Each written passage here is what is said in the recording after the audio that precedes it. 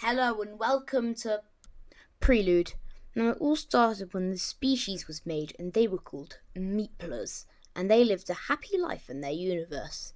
Then you got the grums, and the grum leader was an absolute bitch and immediately sent all of the children into the mines so they could create interdimensional travel.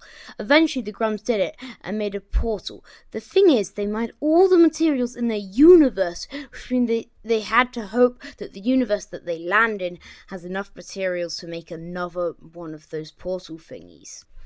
Chapter 1. Now, I'm pretty sure you can guess where they landed, and if you can't, it was in the Meepler universe.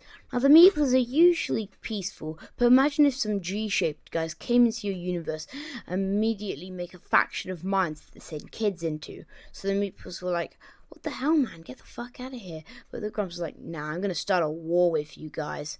So the Meeplers made a factory and made their first invention of the war, the Joes. Not gonna lie, I kind of forgot their name, but I remember their name started with J, so I'm gonna call them the Joes. When the Grumps saw that, they did nothing, and almost all their guys died. Chapter 2. When the Grum King saw that there was 6 people left in his team, he went, fuck nah, I'm gonna join the Meepler team.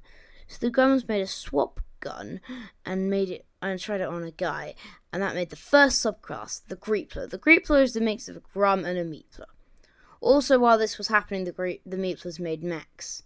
So eventually the Grum King went to the Meepler base and made himself a Meepler. Now, the Meepler King saw the act that the Grum King had done and said, okay, yeah, no, I trust you now, here's a massive ass mech.